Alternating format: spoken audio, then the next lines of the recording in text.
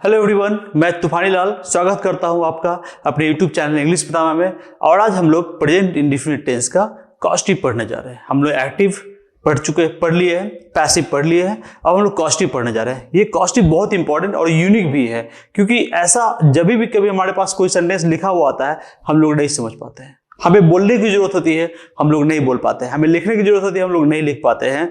और कहीं लिखा हुआ मिल जाता है हमें, तो हम समझ नहीं पाते हैं उसका एग्जैक्ट मीनिंग क्या होता है। इसका सबसे बड़ा कारण ये है कि सबसे कम प्रैक्टिस हम लोग, या सबसे कम हम लोग जो जिस चीज को हमने अध्ययन किया है वो कॉस्टिव ही है। कॉस्टिव को हम लोग उतना फोकस ही नहीं कभी किया, लेकिन ये काफी इंपॉर्टेंट है। क्यों? क्योंकि अगर हमें बोलना होता है कि मैं आम तोड़ता हूं, आप फट से बोलते हैं आई प्लक मैंगोज। लेकिन अगर आपको बोलना होता है मैं आम तोड़वाता हूं, क्या होगा फिर? अभी सोच के देखिए। एक सेंटेंस है हिंदी का, आपको बोलने की जरूरत है मैं खुद से नहीं, मैं किसी और से आम तोड़वाता हूं, या मैं किसी दूसरे से अपना काम करवाता हूं। तो ये करवाना जो होता है, इसका इंग्लिश क्या होगा? उम्मीद है मैंने जितने लोगों से पूछा है वो लोग नहीं बता पाए हैं, ज्यादातर लोग नहीं बता पाए हैं। तो ये काफी यूनिक होने वाली है आपके लिए। तो आइए हम लोग सीखते हैं इस चीज को, यानी कि हम लोग आज पढ़ेंगे प्रेजेंट इंडेफिनिट का कॉस्टिव।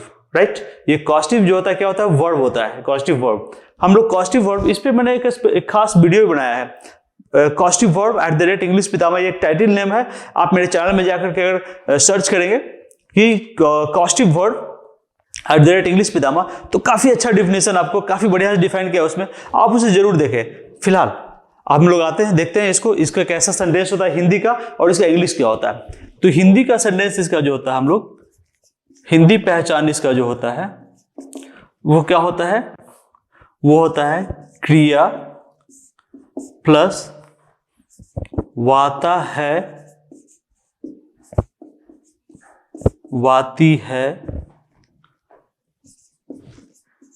वाते हैं और वाते हो। राइट? क्रिया प्लस वाता है, वाती है, वाते हैं और वाते हो। राइट? इसका इंग्लिश जो होगा, इंग्लिश स्ट्रक्चर जो होगा वो होगा, दो होगा इसका। पहला सब्जेक्ट प्लस हैज और हैव, ठीक है। उसके बाद आ जाएगा क्या? ऑब्जेक्ट, और उसके बाद वर्ब 3, और उसके बाद क्या आएगा? Other words. राइट?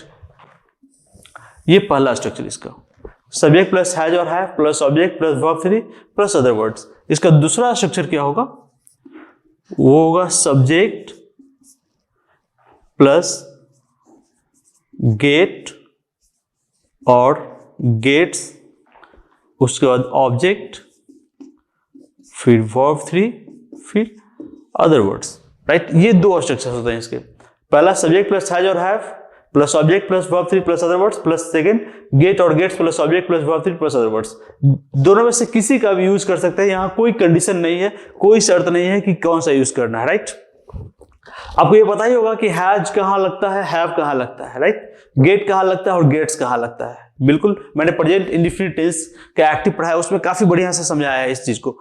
राइट? तो अभी हम लोग देख लेते हैं। और मुझे जो है, अगर मुझसे पूछा जाए कि मैं क्या यूज करूंगा दोनों में से ज्यादा, तो मैं ये हैज हैव वाला ज्यादा यूज करता हूं। क्लियर है ये? तो सब्जेक्ट हैज और have plus object plus verb 3 plus other words, इसको लेकर के मैं एग्जांपल लेकर के चलूंगा। आप इसको गेट और गेट से भी बनाएंगे। मैं एक सेंटेंस लिखता हूं यहां पे, आप इस सेंटेंस को देखें। गौतम अपने कपड़े शुभम से धुलवाता है।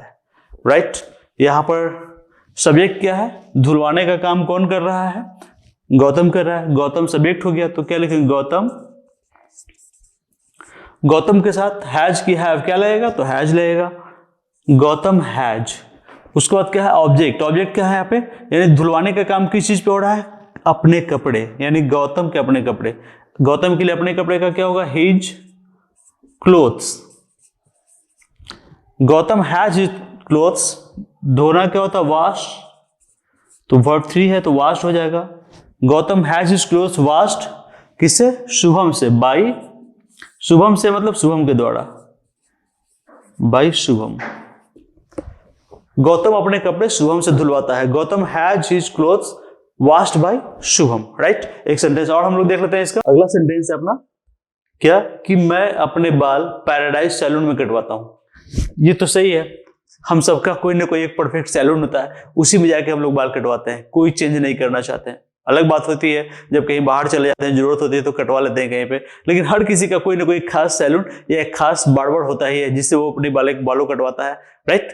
तो हम ऐसा सेंटेंस बोलते हैं, मैं अपने बाल पैराडाइज सैलून में कटवाता हूँ। कोई पूछता है कहाँ बाल कटवाते तुम, तो मैं अपना बाल पैराडाइज सैलून में कटवाता हूँ। क्या होगा, यहाँ वर्ब क्या है, कटवाना, राइट।